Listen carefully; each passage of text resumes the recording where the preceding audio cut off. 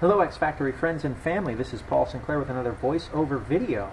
We're going to watch my X6 Cube today at Dirtburners RC in Livonia, Michigan. This is my home track, and the particular race we're going to watch is round 2 of qualifying from V-Series earlier this month. I think my Cube looks particularly good in this video, and due to the way that V-Series decides to seed their qualifying heats, I'm in a lower qualifier, and we'll have to deal with some traffic in this race as I go for TQ. I had TQ'd round 1 earlier that morning, and if I was able to take this round, I would have TQ'd the entire event. You see me just from the very start have to battle through some traffic. They do a nice job of kind of waiting for me a little bit, allowing me to take the inside line. And we're off and running.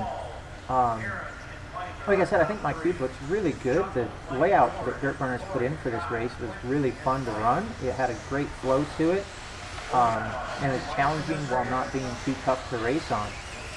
There were a lot of points where you could, pretty much the whole track was challenging to gain time on. From the end of the straightaway, which is a sharp left 90-degree corner, to this double-double here in the middle of the track. You can see I get a little caught up, tried to short the first double too much. And this back double chicane series was tough for a lot of guys. You'll see a lot of wrecks back there. And then the single-single through the chicane on the left was also tough in an area where I think my Cube made up a lot of time on other drivers. Where I was just able to take a tighter, straighter line, and it's a little bit rough over there, and my car handled the bumps beautifully. About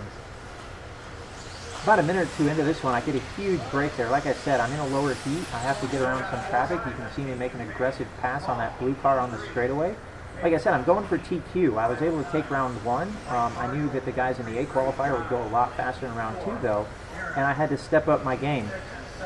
I'm just doing a nice job of staying within my car, though. I'm driving pretty hard, but not at like 110%, where I'm not going to be able to control it. And I think my Cube was so good that like I could make up for small mistakes and catch the car. You can see it pull a small wheelie down that short chute there.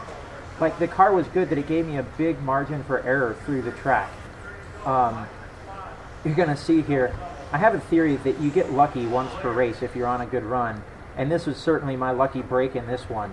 You can see I get the car a little sideways, but instead of sliding out at the end of the straightaway, it catches a bump. And the car goes tumbling, gets up on the wall, almost goes into the spectators, but luckily I'm able to land back on the wheels and get it going. The number 2 driver in this heat was another Michigan driver who goes by Chuckles. He's in that red car in front of me. He's running second in this heat. And that little tumble at the end of the straightaway allowed him to sneak back by me. I'd passed him already earlier. And so we're going to catch up to him here in the closing parts of the race and try to stick with him and stay ahead of him on the clock. I said that there are a lot of opportunities on this track to make up time. You can see there's the one time when I don't get so lucky through traffic. But let's focus on that double-double in the front section of the track. The jump faces weren't quite even on this track. And if you jumped away from the driver's stand, you're able to keep the car lower. See how the nose of the car was up on that pass? That means I wasn't carrying as much speed as I would like to, or as I do on some other laps. As we come back around here, like I'm saying, the jump faces aren't quite even, so it really depends where you hit the jump, especially that second double, as to how high your car. See how low to the ground the car was over that jump? That was much faster, probably saved a tenth or two over the previous lap through that same double-double, even without a wreck. And that's something you can pay attention to, even just in club racing, and something you can practice at, and as you marshal the track, I find it beneficial to really pay attention and look at the track and watch the way that cars are going over the jumps and the way they're handling, because then you can spot the areas where you want to hit them. You know, what area of the jump face do you want to take off from, where in the jump do you want to land, those kind of things. And that's how you start saving those tiny tenths after once you're, it's more than just not wrecking. Now it's like, all right, let's be really precise in where we're going to hit our lines. There's the one mistake that I make in this race. I grabbed that tube in the back chicane through that double-double. Like I said, a lot of guys wrecked through there or got caught out, and that was my own mistake. But no harm, no foul. We get the car spun around and back going again.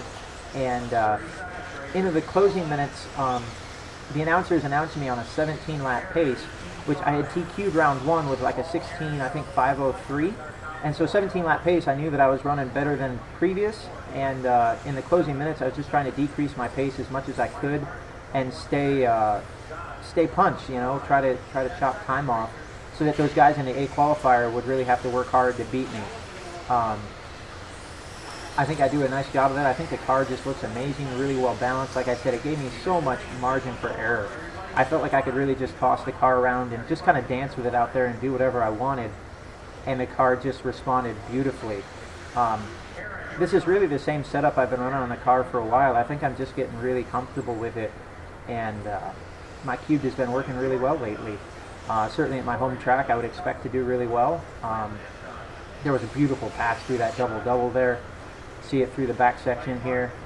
Jumped a little too far to the left there, not as fast as some previous takes. Good job through the left side of the track and down the straightaway once more. I finished up, I think, with a 17 in 5:13 and ended up third for the round. Thanks for watching, guys. I'll see you guys next time.